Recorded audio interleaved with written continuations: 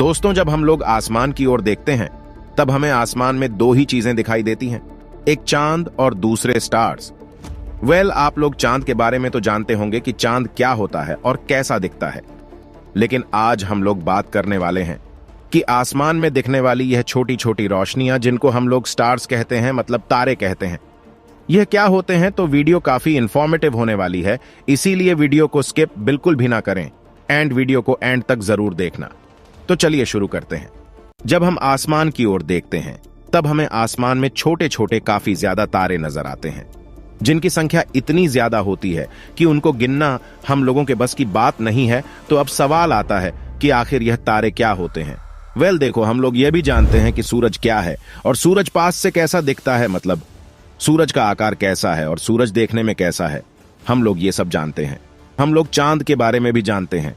हम लोग चांद को अपनी आंखों से भी देखते हैं और हमने मोबाइल फोन के जरिए से यह भी देखा है कि चांद करीब से कैसा दिखता है, चांद की जमीन कैसी है और चांद दिखने में किस प्रकार का है। हम लोगों को यह सब पता है, लेकिन स्टार्स मतलब तारे क्या होते हैं और करीब से कैसे दिखाई देते हैं, हम लोगों को शायद यह बात आज तक नहीं पता है। तो चलिए हम यही जानने वाले हैं।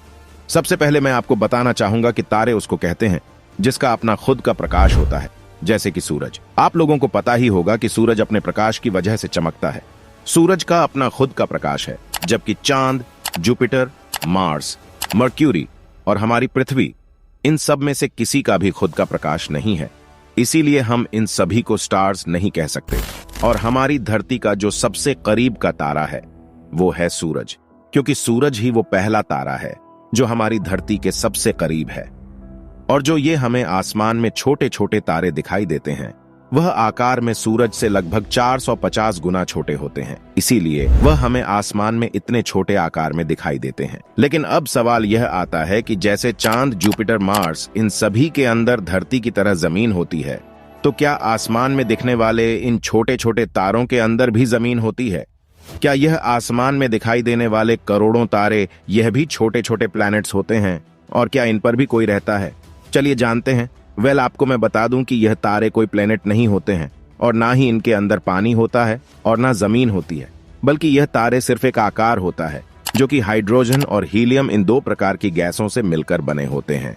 आपको मैं बता दूं कि स्पेस में कई तरह की गैसें पाई जाती है, जिनमें से यह दो प्रकार की गैस, हाइड्रोजन और हीलियम, दोनों आपस में मिल जाती है और दोनों आपस में क्रिया करके एकजुट हो जाती है, जिसके बाद इनमें काफी ज्यादा एनर्जी प्रोड्यूस होती है, जिसके बाद यह दोनों गैसें एक तपते हुए तारे की तरह जलने लगती है, जिसके बाद एक तारे का निर्माण होता है। और इस क्रिया को हम न्यूक्लियर फ्यूजन कहते हैं। और स्टार बनने के बाद यह स्टार स्पेस में तैरने लगता है और इसी प्रकार से करोड़ों गैसें आपस में मिलकर इसी तरह से तारों का निर्माण करती है, जिस वजह से हमें आसमान में करोड़ों तारे दिखाई देते हैं और हमें नीचे से देखने में लगता है कि यह चांद या सूरज की तरह कोई प्लेनेट होगी, जो कि काफी दूरी पर होने की वजह से हमें छोटे छोटे देते हैं।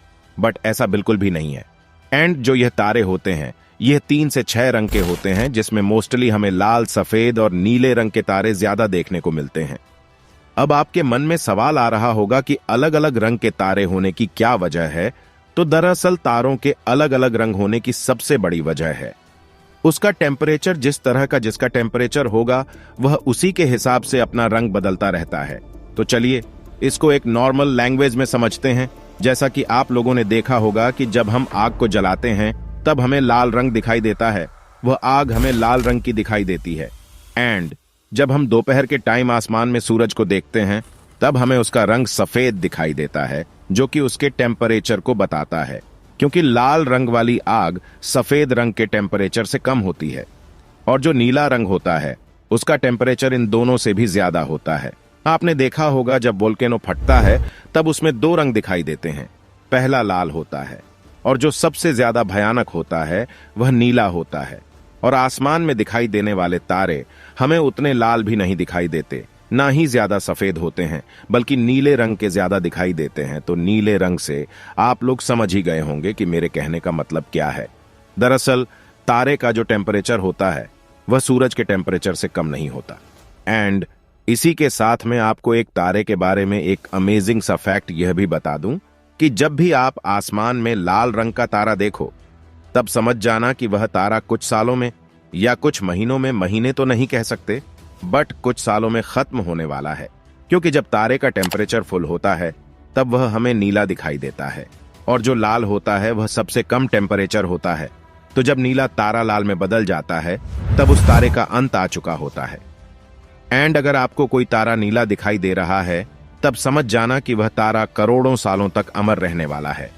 और इसी के साथ एक बात यह भी कि आपने जो भी कभी तारों पर गौर किया होगा तो ध्यान से देखने पर हमें तारे चमचमाते हुए दिखाई देते हैं, और देखने में ऐसा लगता है कि जैसे तारे मतलब टिमटिमा रहे हो। तो ऐसा पता है क्यों होता है? दरअसल इसकी वजह यह है क्योंकि आपको मैं पहले ही बता चुका हूं कि जो तारा होता है वह गैसों से मिलकर जब बनता है उसके बाद एक आकार में चेंज हो जाता है, लाइक ए प्लेनेट एंड, जो सूरज गर्म टेम्परेचर की वजह से आग टाइप का गैस अपने चारों तरफ छोड़ने लगता है।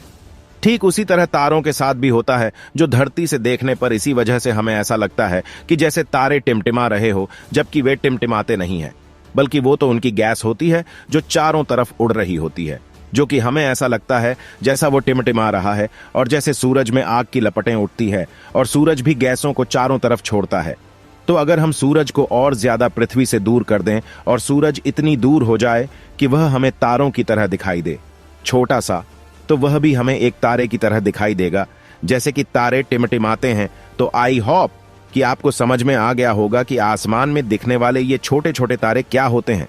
अगर यह वीडियो पसंद आया हो तो इस वीडियो को लाइक और आने वाली ऐसी ही और वीडियोस देखने के लिए हमारे चैनल फैक्ट मुंडा को सब्सक्राइब जरूर करें।